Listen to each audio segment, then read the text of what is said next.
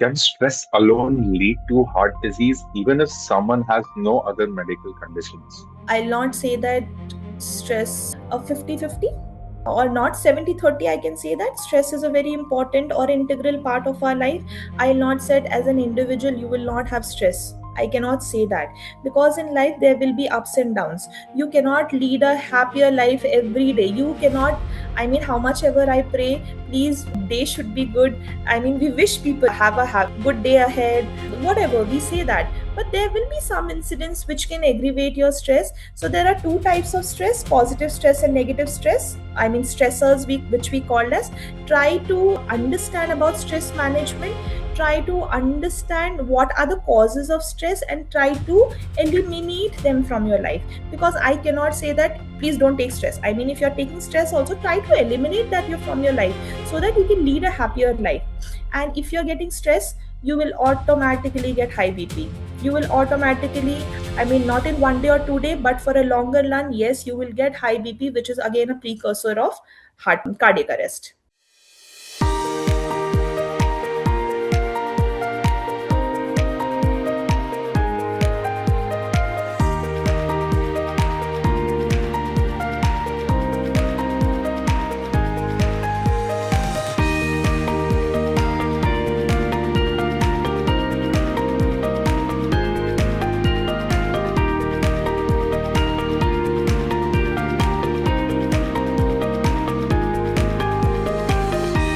I'm going to unmute Mr. Shmuel. Thank you very much. Very interesting and insightful presentation. And I want to ask you a question. According to your opinion, stress and disorders can increase the risk of health diseases. He wants to know how stress disorders can affect heart diseases or complicate heart problems, or whether it does or. Thank you so much for your question, sir. It's a wonderful question which you have asked. So, yes, stress is a normal part of our life, right? I mean, I cannot say that I will not take stress, I will not take stress, because life is such a thing that stress will come. But when it becomes chronic or long term, it can have a significant impact on heart health.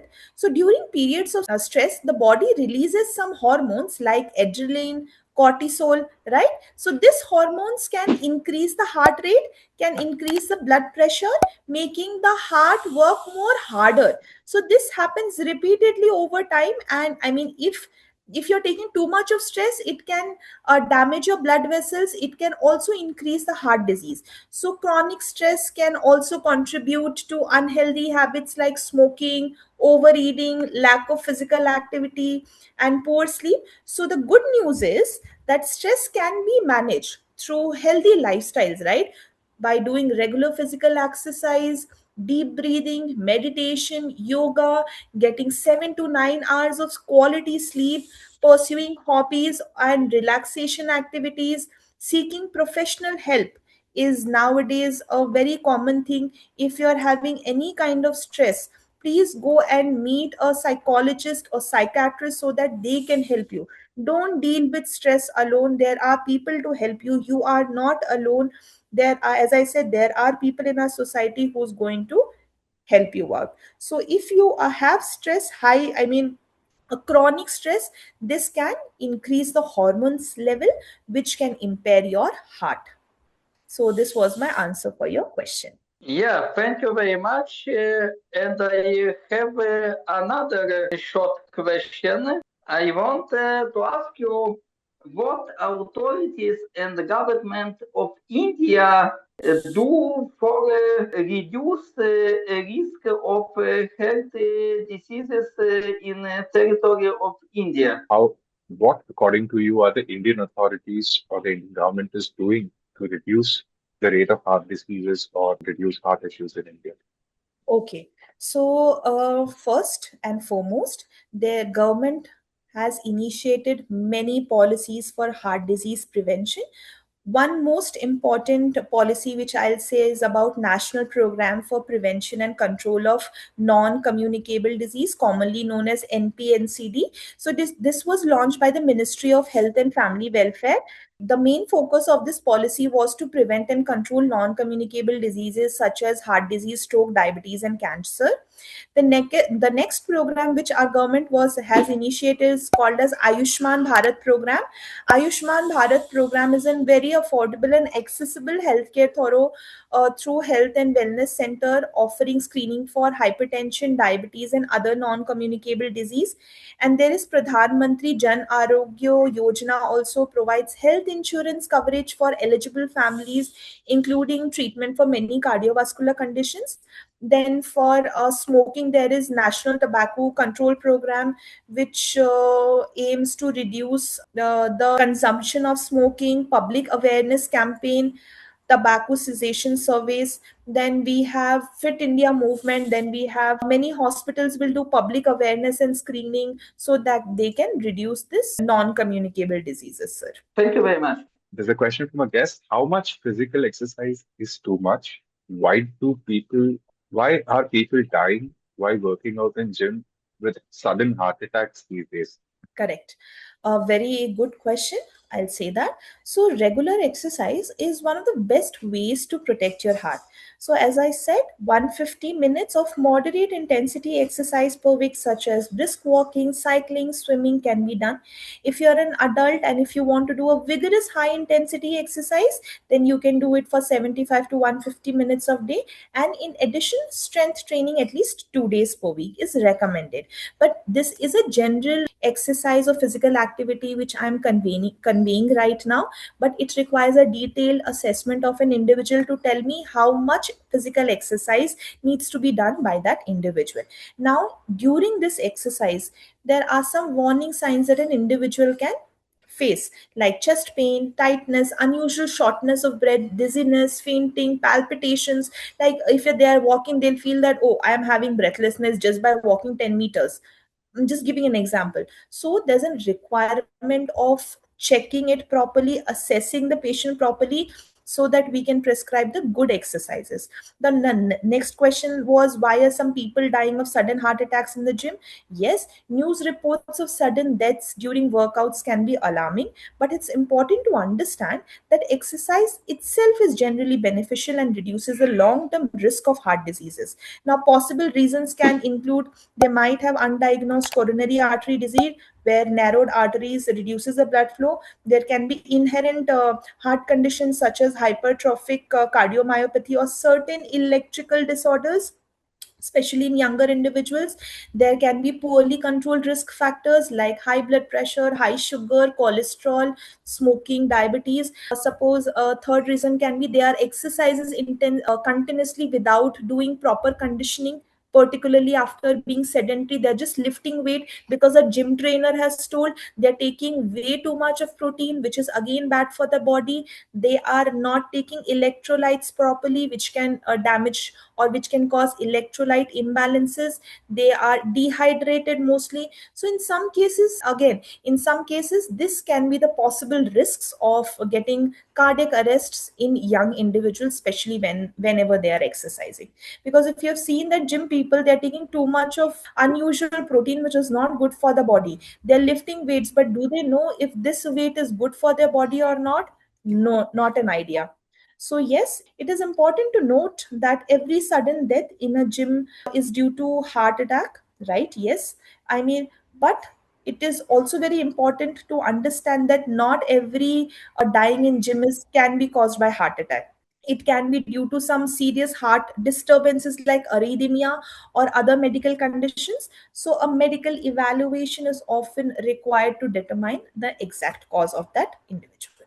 Thank you, ma'am. There's another question from the same guest. At what age should people start getting regular heart health checkups? After 40. Nowadays, after 40 40. years of, everybody should go ahead because of the sedentary lifestyle and the food habits which we are taking. It is very much required to have a regular checkups. Ma'am, do processed foods play a role in increasing Yes, heart yes, a disease? lot, a lot, a lot. That's why if you see any Ma'am, episodes I of wanted to. Sorry to interrupt. If you see any episodes of Shark That's Tank, sorry to take that name, I'm not very sure, but the sharks are very much focused on about the diet. If there's any food company which is coming, they're very particular. How much is protein? How much is carbs? What is this? What is the shelf life? So they're very particular. So these are the awareness which people are doing actually in a public forum. So I think there is an awareness. People are knowing about it. It's just we have to follow it also. Are the symptoms of heart disease different in women compared to men? If yes, what should women be especially aware of? Okay. See, the symptoms are not different much, but in women, there is one problem. I'll not say it's a problem, it's a natural phenomenon. It's not a problem though, but it's a natural phenomenon which a woman goes into after her 50s, 45 plus, also menopause. Right. So now menopause is being considered as perimenopause, menopause, and postmenopause also. So menopause causes many hormonal issues in the body, so there might be some chances that a woman might have a different sign and symptom, but there is no bifurcation given for different sign and symptoms compared to men and women. Sign and symptoms being the same. Has COVID vaccine affected or does it have side effects of heart attack as long as a lot of young people are dying because of heart attack? So did the COVID vaccine play a role in it or Yeah, I was expecting this question because whenever I say this, whenever I go, whenever I deliver a speech about this topic, this question comes in because in Facebook and Instagram there were so many people talking about this, but there is no credible evidence stating that COVID-19 vaccines are causing widespread increase in heart attacks among young people. The vaccines has been given to billions of people worldwide, and extensive monitoring by health authorities such as WHO, CDC, and national regulatory agencies have shown that they are highly effective at preventing severe COVID 19. But there are, however, rare heart related side effects which can be shown, like inflammation of the heart muscle, myocarditis, or these cases are very rare, I'll say that. Very rare. And if they are having myocarditis, which is inflammation of the heart, it is different from a heart attack. Importantly, myocarditis or pericarditis, which is inflammation of the lining around the heart. These are two medical terminologies, myocarditis and pericarditis. These are actually different. So heart attack usually occurs because the blood flow to the heart is blocked by a clot or the narrowing of the coronary arteries, whereas myocarditis is the inflammation of the heart muscles, not the complete heart, and pericarditis is the inflammation of the linings around the heart. So it is also important, I mean, it is important to remember that COVID 19 infection itself increases the risk of heart complication. If any individual had COVID 19, that automatically they are at a risk of getting heart attack, including myocarditis, blood clots, heart attack, and strokes. Studies have shown that the risk of heart problems from COVID 19 infection is higher than the risk of or the risk from vaccination. So it's absolutely, research has not shown that if after getting COVID 19 you will be at a risk of getting heart attack. It's not sure shot, but yes, there are rare chances that people might get some inflammation of the heart. That I can say. the vaccine could maybe along with other Yeah, morbidities correct. give It more might blood get, clots or something? yes, it will give you the other complications, but it's not about the vaccines because WHO, CDCs, everybody has checked and it has been given to so many people. If that was the case, many people would have died till now. And India's population is very high. I have a question. So heart is a muscle, right? Yes. Is a heart healthy when it's say flexible and say tender, or is it healthier when it's tighter and stiffer? No, flexible is always better because if the heart vessels or if the arteries gets narrowed down, if it becomes very stiff, then the blood flow to the heart is not going to happen, which is very bad. So, ma'am, can gymming too much turn your heart stiffer? I'll not say that it will become very stiff because research is not being done too much. But if the individual is following a proper guideline for exercises, then yes, they can. But if they're not following a proper guidelines for gymming and they're not doing proper strength and conditioning, then it might affect them. Thank you so much. Moving on to the first question, I'm going to unmute Mr. Shailesh Lahoti. Good morning, doctor. Sir, Thank you for fantastic presentation. It's very informative and very good. Just couple of two quick questions. See, actually, nowadays there is lot of talk about protein and all, for in diet. And in one of your slides, you mentioned to avoid, say, cheese and all. I'm talking from the perspective of vegetarian person. So vegetarian person are having very less options. And if cheese also, this considered cheese as a protein, but in one of your slides, you written that you avoid cheese and all that. So how is like that? That is one part. And second, you talked about blood pressure, diabetes, everything, but you haven't put any emphasis on autoimmune disease like say thyroid and all that. So how it will also affect the thing that I also want to understand. So these are two quick questions. Thank you. Thank you, Shailesh sir, for your wonderful question. So, the first question which was asked about the protein foods. Sir, as a vegetarian, there are plenty of foods which are available. I will not say that the protein will only come in non-vegetarian foods. Proteins are there in vegetarian foods also. There are many sources of proteins which you can take, but excessive amount of protein will make your kidney worse. So there's a condition called as proteinuria, which will make your kidney very worse. So we don't prescribe more of protein in our body. So if I can explain you in a better way, so for making our body work, I mean, why we are taking food? We are taking food as a source of energy, right? So when we taking food as a form of energy, the first form is carbs, protein, and then fats.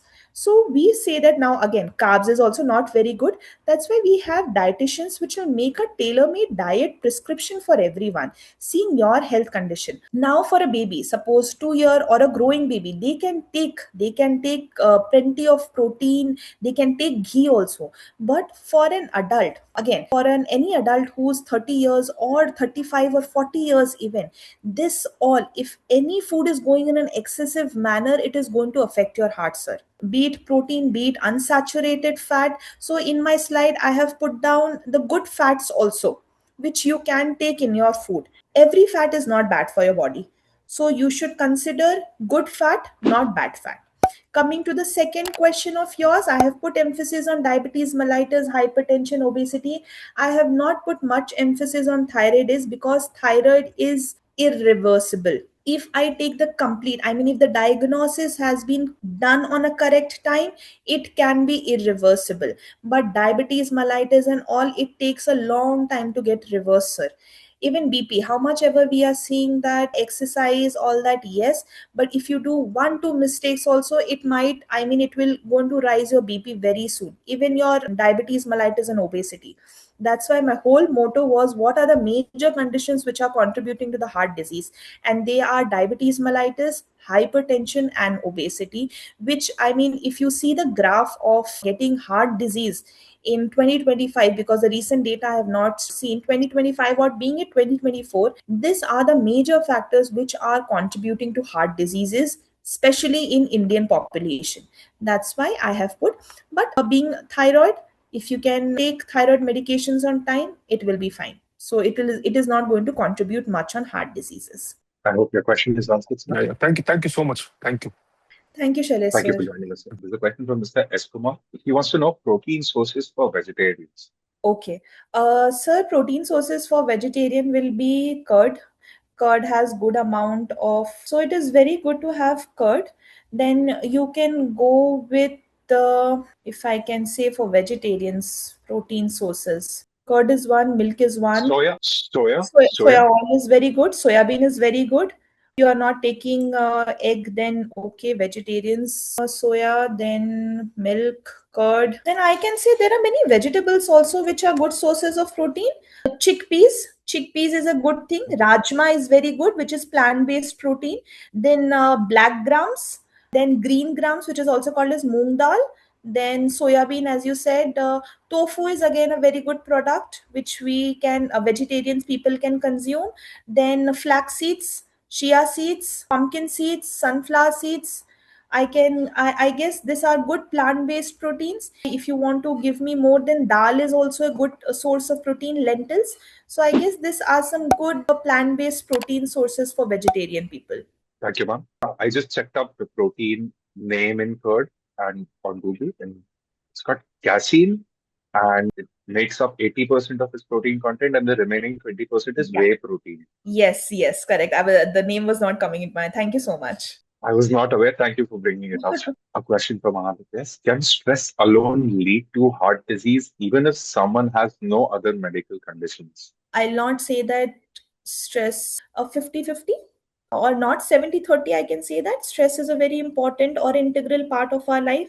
I'll not say as an individual you will not have stress. I cannot say that, because in life there will be ups and downs. You cannot lead a happier life every day. You cannot, I mean, how much ever I pray, please, day should be good. I mean, we wish people have a good day ahead, whatever we say that. But there will be some incidents which can aggravate your stress. So there are two types of stress: positive stress and negative stress. I mean, stressors, which we called as.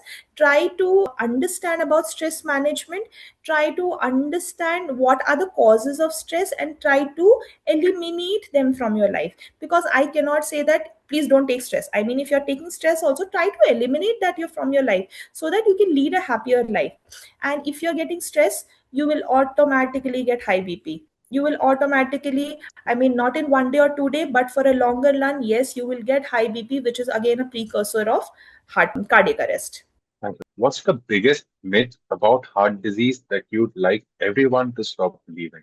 Okay, so the first myth, which I have already spoken, that heart conditions can happen only at old age. It cannot happen in young adults, because nowadays everybody is seeing that cardiac arrest is happening in young individuals also, because of many other, I mean, many other problems like sedentary lifestyle, their diet, and all that. And next question is, there was a myth which I have come across, that heart disease can affect only men or women because of so and so reasons. Yes, the incidence is higher than in men, but it can affect both men and women, which we are seeing it. I mean, which we are seeing that increasing rate, especially because of the problems which I have told you. Another dangerous myth is, if I don't have chest pain, my heart is fine. They have that, oh, I am not getting any pain, I am fine. But you don't know the blockage is happening, and suddenly one day you will be unconscious and they have to rush that patient to the hospital, right? And last but not the least, a third myth which I want to share is, I am fit, I go to gym every day, I cannot have heart conditions at all.